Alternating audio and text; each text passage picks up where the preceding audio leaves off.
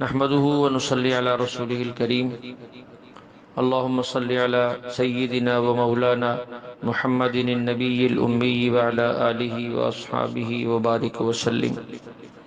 میری معزز خواتین و حضرات، سورۃ الانبیاء کا درس چل رہا ہے۔ اسی کی ایک آیت وَدَاوُودَ وَسُلَيْمَانَ إِذْ يَحْكُمَانِ فِي الْحَرْثِ إِذْ نَفَشَتْ فِيهِ غَنَمُ الْقَوْمِ وَكُنَّا لِحُكْمِهِمْ شَاهِدِينَ۔ حضرت داؤد علیہ السلام والد ہیں حضرت سلیمان علیہ السلام کے، اور حضرت سلیمان علیہ السلام بیٹے ہیں حضرت داؤد علیہ السلام کے۔ وہ بھی نبی ہیں، وہ بھی نبی ہیں۔ اس زمانے میں ایک واقعہ یہ پیش آیا، ایک آدمی کی بکریاں دوسرے کے کھیت میں گئیں اور کھیت اجاڑ دیا، کھا لیا۔ اب وہ دونوں لوگ، کھیت والا اور بکریوں والا، اپنا مقدمہ لے کر حضرت داؤد علیہ السلام کی خدمت میں حاضر ہوئے، اپنا واقعہ سنایا۔ حضرت داؤد علیہ السلام نے کہا کہ بکریوں نے جو کھیت کھایا ہے اس کی قیمت کا اندازہ لگاؤ۔ تو اندازہ لگایا گیا، فرض کر لے 1,00,000 کا نقصان ہوا۔ پھر فرمایا کہ ان بکریوں کی قیمت کا اندازہ لگاؤ۔ تو بکریوں کی قیمت کا اندازہ لگایا، فرض کریں وہ بھی 1,00,000 روپے ہو گیا، تو برابر ہو گیا نقصان۔ تو حضرت داؤد علیہ السلام نے فرمایا کہ یہ بکریاں اس کھیت والے کو دے دو تاکہ اس کا نقصان پورا ہو جائے۔ اب یہ دونوں لوگ جب وہاں سے نکلے تو بکری والے نے کہا کہ یہ فیصلہ ہم حضرت سلیمان علیہ السلام سے کرواتے ہیں۔ وہ حضرت سلیمان علیہ السلام کے پاس آ گئے، ان سے آ کر اپنا قصہ سنایا۔ انہوں نے فرمایا کہ ایسا کرو، بکریاں جو ہے وہ کھیت والے کو دے دو اور کھیت بکری والے کو دے دو۔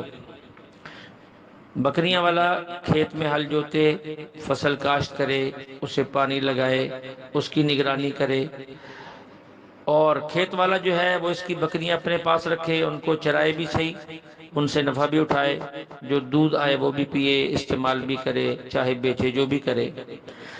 جب بکریوں والا کھیت پر محنت کر کے کھیت کو ایسا کر دے جیسا کہ بکریوں کے نقصان کے وقت تھا، یعنی فصل اتنی بڑی ہو جائے جتنی بڑی فصل کا بکریوں نے نقصان کیا تھا، تو پھر اس موقع پر کیا ہوگا کہ بکریاں کھیت والے کو واپس کر دی جائیں گی، اور کھیت ہرا بھرا لہلہاتا ہوا کھیت والے کو واپس کر دیا جائے گا۔ اس میں دونوں میں سے کسی کا بھی نقصان نہیں ہوگا، ہر ایک نقصان سے بچ جائے گا۔ سلیمان علیہ السلام نے یہ فیصلہ فرمایا۔ تو اللہ فرماتے ہیں فَفَهَّمْنَاهَا سُلَيْمَانَ وَكُلًّا آتَيْنَا حُكْمًا وَعِلْمًا۔ اللہ فرماتے ہیں حکمت، علم اور دانائی تو ہم نے دونوں کو ہی عطا کی تھی، حضرت داؤد علیہ السلام کو بھی اور حضرت سلیمان علیہ السلام کو بھی، لیکن فرمایا کہ فَفَهَّمْنَاهَا سُلَيْمَانَ۔ اس مسئلے میں فیصلے کی جو قوت، جو بہتری ہم نے عطا فرمائی، وہ سلیمان علیہ السلام کو داؤد علیہ السلام سے بہتر عطا فرمائی۔ یعنی فیصلہ دونوں کا ٹھیک تھا، لیکن بہتر فیصلہ حضرت سلیمان علیہ السلام کا تھا۔ اب اس سے یہ بات واضح ہو گئی، جب کسی مسئلہ میں نص قرآنی موجود نہ ہو، واضح حکم موجود نہ ہو، تو وہاں انبیاء بھی جب اجتہاد کرتے ہیں تو ان کے اجتہاد میں اختلاف ہو سکتا ہے۔ اسی طرح جہاں نص نہیں ہوتی، وہاں اس امت کے فقہا جب اجتہاد کرتے ہیں تو ان میں بھی اختلاف ہو جاتا ہے۔ اگر انبیاء علیہ السلام کا اجتہادی اختلاف مذموم نہیں ہے، برا نہیں ہے، تو مجتہدین امت محمدیہ کا اختلاف بھی جہاں نص نہ ہو، وہ اجتہادی اختلاف نہ مذموم ہے نہ برا ہے۔ ایک عجیب بات، ایک غیر مقلد کہنے لگا کہ جی ہم امام ابو حنیفہ رحمہ اللہ کی بات کیسے مانیں؟ ہم نے کہا جی کیا ہوا؟ کہتا دیکھیے امام ابو یوسف اور امام محمد ان کے شاگرد ہیں، وہ اپنے استاد سے اختلاف کرتے ہیں، وہ نہیں بات مانتے اپنے استاد کی، تو ہم کہاں کیسے مان لیں؟ میں نے کہا شکر کرو تم اس زمانے میں نہیں تھے جب حضرت داؤد اور حضرت سلیمان علیہ السلام تھے، ورنہ تم بھی کہتے کہ میں حضرت داؤد کی بات کیسے مانوں، ان کی بات تو ان کا بیٹا نہیں مانتا۔ شکر ہے تم اس زمانے میں نہیں تھے، ورنہ تم نبی کی بات ماننے سے بھی انکار کر دیتے۔ تو سلیمان علیہ السلام بھی نبی، داؤد علیہ السلام بھی نبی۔ اجتہادی اختلاف برا نہیں، نہ مذموم۔ اسی طرح اگر امام ابو یوسف اور امام محمد رحمۃ اللہ علیہ اپنے امام سے اور استاد سے اختلاف کر لیں تو اس میں کیا حرج ہے؟ اور اس سے عجیب بات آپ کو بتاؤں جو اکثر اہل علم کے بھی، یعنی ہمارے عموماً علماء کے علم میں بھی نہیں ہے۔ علامہ شامی رحمۃ اللہ علیہ فرماتے ہیں کہ امام ابو یوسف، امام محمد، امام ظفر، امام حسن بن زیاد رحمہم اللہ، یہ حضرات قسم کھا کر یہ بات بیان کرتے ہیں کہ جب بھی ہم امام ابو حنیفہ رحمہ اللہ سے اختلاف کرتے ہیں تو وہ ہمارا اپنا قول نہیں ہوتا، بلکہ وہ امام صاحب کے ہی اس مسئلے میں 2 قول یا 3 قول یا 4 قول ہوتے ہیں۔ ایک مسئلے میں امام صاحب کی کئی آراء ہوتی ہیں اور ہر رائے پر ان کے پاس دلیل ہوتی ہے۔ انہی میں سے جب ہم کسی ایک رائے کو ترجیح دیتے ہیں تو وہ قول ہماری طرف منسوب ہو جاتا ہے۔ اگر کسی قول کو امام ظفر ترجیح دے لیں وہ امام ظفر کی طرف جو ہے منسوب ہو جاتا ہے۔ اگر کسی قول کو امام محمد ترجیح دے لیں تو وہ قول امام محمد کی طرف منسوب ہو جاتا ہے۔ در حقیقت وہ سارے اقوال امام صاحب کے ہی ہوتے ہیں اور دلائل بھی امام صاحب کے ہی ہوتے ہیں۔ اب اس کے بعد کبھی ای حدیث بعدہ یؤمنون، کیا اب اس کے بعد بھی کوئی ایسا مسئلہ باقی ہے کہ اب بھی کوئی بندہ کہے کہ ہم کیسے مانیں، اس لیے کہ ان کے تو اپنے شاگرد جو ہے وہ ان کی بات نہیں مانتے، تو اس لیے نہ ماننے کے بہانے تو بہت ہیں۔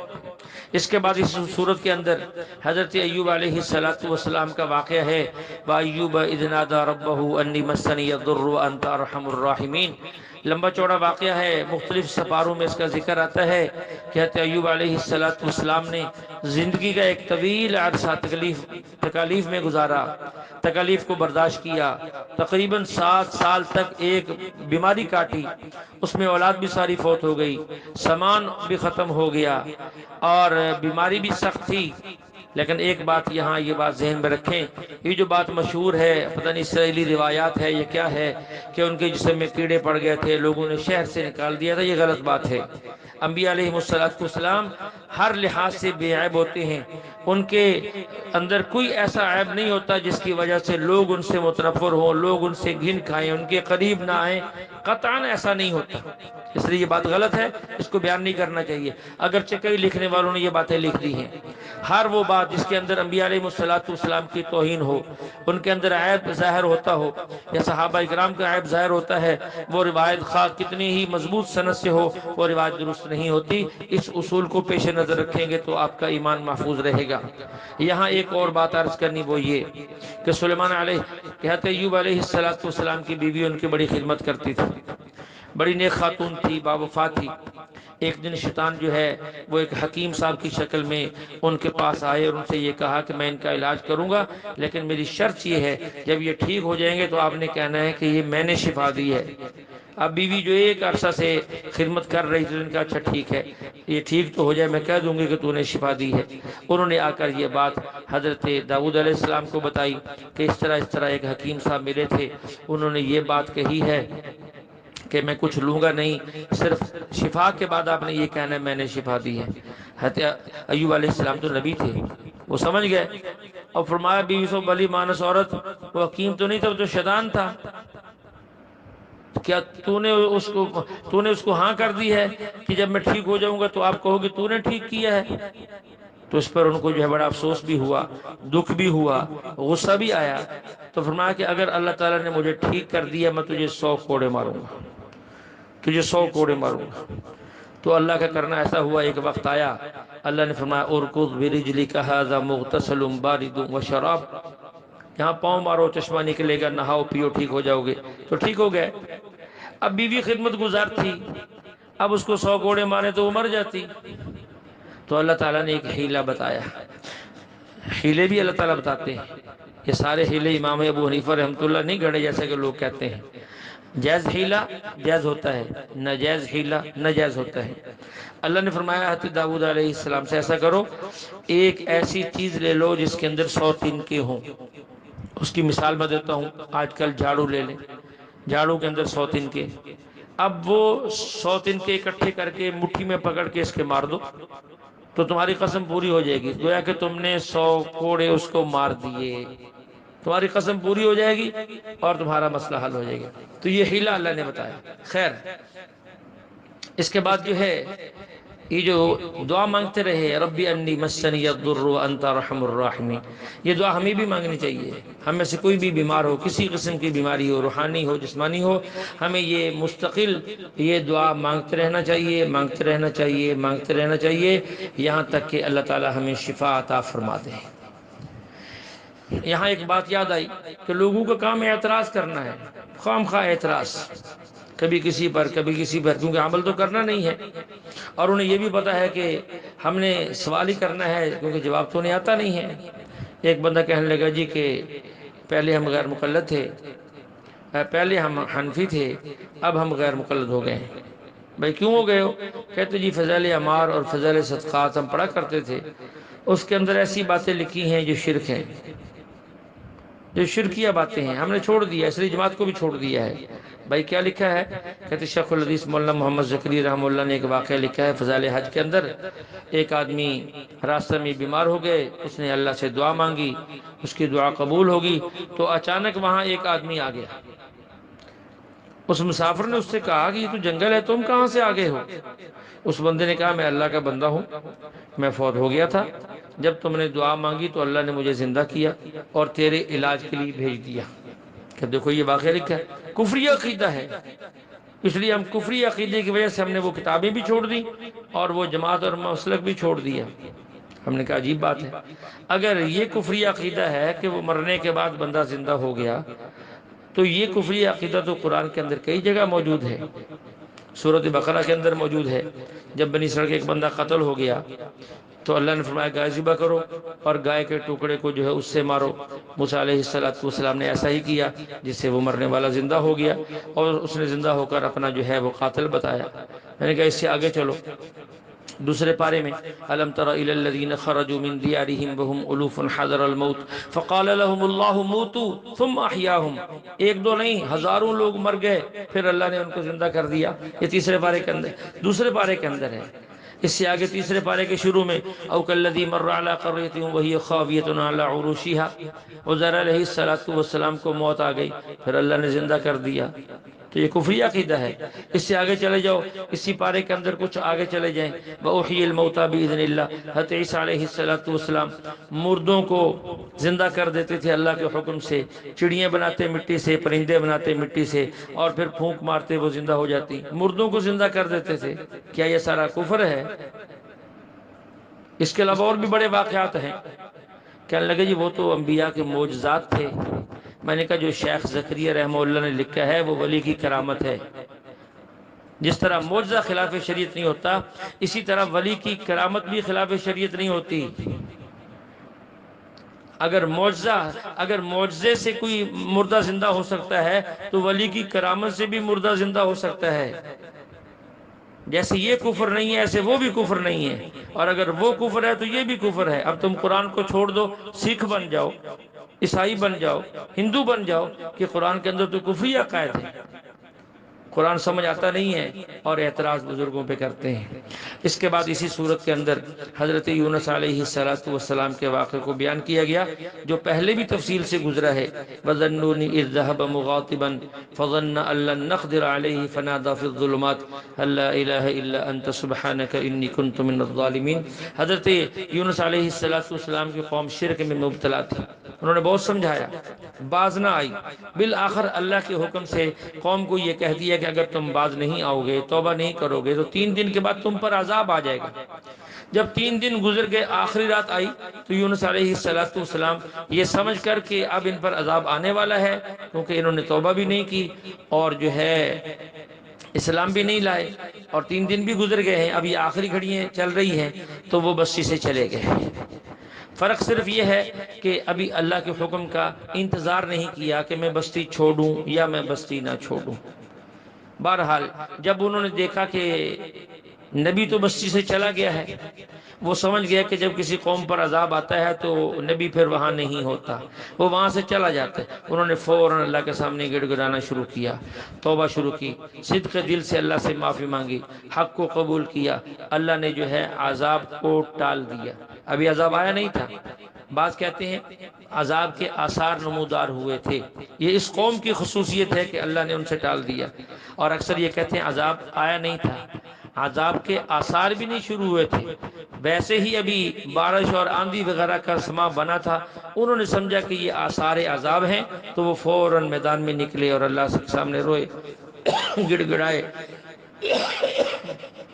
معافی مانگی، تو اللہ فرماتے ہیں فلولا كانت قرية آمنت فنفعها إيمانها إلا قوم يونس لما آمنوا كشفنا عنهم عذاب الخزي في الحياة الدنيا ومتعناهم إلى حين۔ تو یہاں بھی حضرت یونس علیہ السلام اپنے اجتہاد کی بنیاد پر کیا مجھے جانا چاہیے تشریف لے گئے، اور اللہ نے جو ہے اس قوم کی توبہ قبول کر لی اور ان کے اوپر جو ہے وہ عذاب نہ آیا۔ آگے وہ سارا واقعہ آپ نے سنا ہے، کشتی میں سوار ہوئے، قرآن اندازی میں ان کا نام نکل آیا، سمندر میں کود گئے، مچھلی نے نگل لیا، اور پھر مچھلی کے پیٹ کے اندر کئی دن رہے، اور یہ تسبیح پڑھی لا الہ الا انت سبحانک انی کنت من الظالمین۔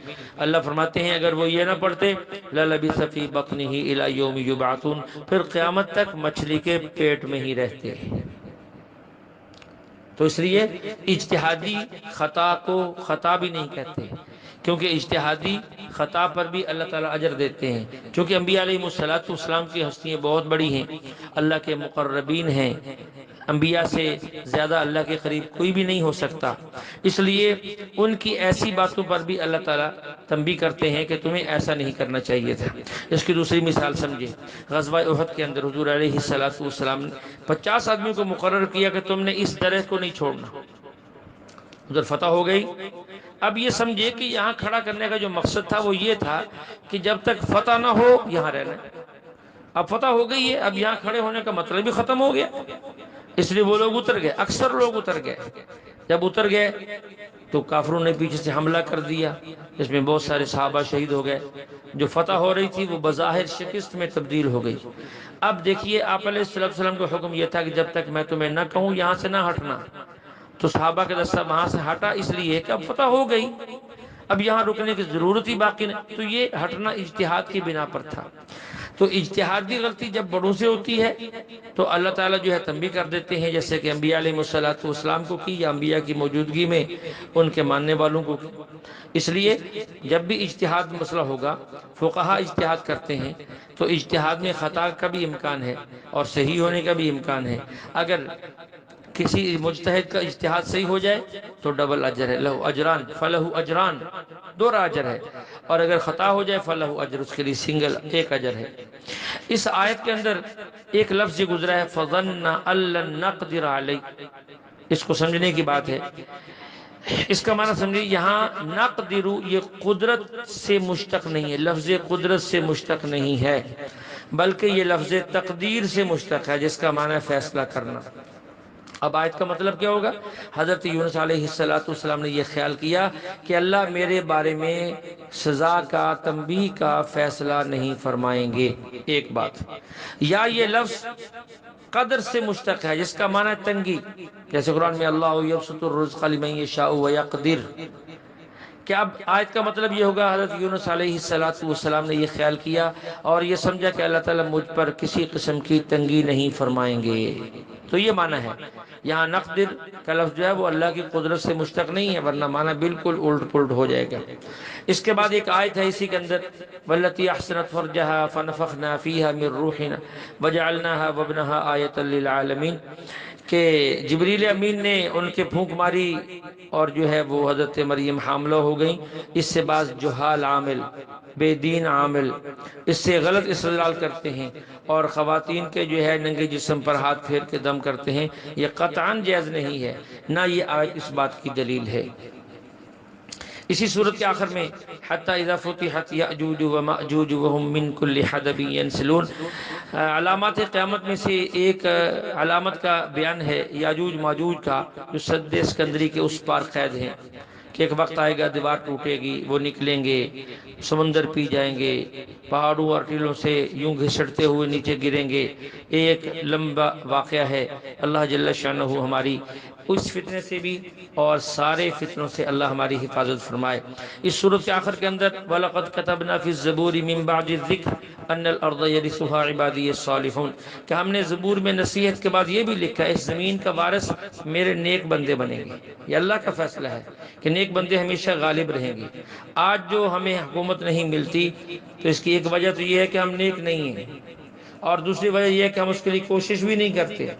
انسان نیک بھی ہو اور کوشش بھی کرے تو اللہ تعالیٰ اپنے بندے کو نوازتے ہیں، اور کئی جگہ اس کا اللہ نے وعدہ کیا ہے، وعد اللہ الذین آمنوا منکم وعملوا الصالحات کہ جب تم ایمان لاؤ گے، اچھے عمل کرو گے، خلافت دینے کا وعدہ ہے۔ ایک جگہ اللہ فرماتے ہیں ان الارض للہ، یہ زمین اللہ کی ہے، یورثها من یشاء من عبادی، جس کو چاہتا ہے وہ اس کا وارث بناتا ہے، والعاقبۃ للمتقین، اچھا انجام وہ پرہیزگاروں کے لیے ہے۔ اس لیے ہمیں نیک بھی بننا چاہیے اور اس کی حصول کی کوشش بھی کرنی چاہیے۔ جو ہمارے علماء اس میدان کے اندر ہیں ان کے ساتھ دینا چاہیے، ان کا ہاتھ بٹانا چاہیے، اور ان علماء کے خلاف ہمارے جو جاہل لوگ یا ہمارے جاہل سیاستدان جو ہیں ان کے خلاف منہ کھولتے ہیں، ان کا منہ بھی بند کرنا چاہیے، ان کی باتوں کا جواب بھی دینا چاہیے، اس لیے کہ اہل علم کے خلاف زبان کھولنے سے بندوں کا ایمان چلا جاتا ہے۔ اسی طرح اس سورت کے آخر میں ایک آیت ہے وَمَا أَرْسَلْنَاكَ إِلَّا رَحْمَةً لِّلْعَالَمِينَ، اے محبوب ہم نے آپ کو سارے جہاں کے لیے سراپا رحمت بنا کر بھیجا۔ اس آیت سے بعض اہل بدعت استدلال کرتے ہیں کہ حضور صلی اللہ علیہ وسلم ہر جگہ پر ہیں۔ بھائی کیوں ہیں؟ کہ آپ علیہ السلام رحمت خدا ہیں، اور رحمت خدا ہر جگہ پر، تو معلوم ہوا کہ حضور علیہ السلام بھی ہر جگہ پر۔ تو یہ دلیل بناتے ہیں، بنتی نہیں ہے۔ اس کو یوں آسان سمجھے، ہم کہتے ہیں سورج ہر جگہ پر ہے، کیا یہ بات ماننے کے قابل ہے؟ کہتے یہ نہیں۔ ہم نے کہا دلیل تو قرآن کے اندر ہے، هو الذی جعل الشمس ضیاء والقمر نورا، اللہ وہ ذات ہے جس نے سورج کو سراپا روشنی بنایا اور چاند کو سراپا نور بنایا، تو روشنی ہر جگہ پر ہے۔ تو کیا اس بات کو مان لو گے کہ روشنی ہر جگہ پر ہے لہذا سورج بھی ہر جگہ پر ہے؟ کہتے یہ نہیں، اس آیت کا معنی یہ ہے سورج تو آسمان پر ہے، اس کی روشنی ہر جگہ پر ہے۔ تو ہم نے عرض کیا کہ یہی بات وہاں بھی مان لے وما ارسلناک الا رحمۃ للعالمین میں، کہ حضور علیہ السلام تو مدینہ منورہ میں ہیں اور آپ کی رحمت وہ ہر جگہ پر ہے، تو بات آسان ہو جائے گی۔ الا رحمۃ للعالمین، سارے جہاں کے لیے رحمت۔ اب اس کا معنی یہ کرنا ہر جگہ موجود، کیونکہ الحمدللہ رب العالمین اللہ کے بارے میں ہے کہ وہ سارے جہاں کا رب ہر جگہ موجود، پھر تو بیت اللہ کے بارے میں بھی ہے ھدی للعالمین کہ بیت اللہ جو ہے وہ سارے عالم کے لیے ہدایت ہے، پھر تو اسے بھی ہر جگہ موجود ہونا چاہیے، ہر شہر میں، ہر بستی میں، ہر گھر میں، ہر کمرے میں، کسی کو پھر جو ہے وہ بیت اللہ جانے کی ضرورت باقی نہ رہے۔ تو اس قسم کے استدلالات اہل باطل جو ہے وہ آیا سے کرتے رہتے ہیں، اس لیے ان کی وضاحت احادیث سے اور اقوال فقہا سے ہوتی ہے، جس سے فتنوں کا سد باب ہوتا ہے۔ اللہ جل شانہ ہمیں کلام مقدس کو سمجھنے کی توفیق عطا فرمائے۔ وآخر دعوانا الحمدللہ رب العالمین۔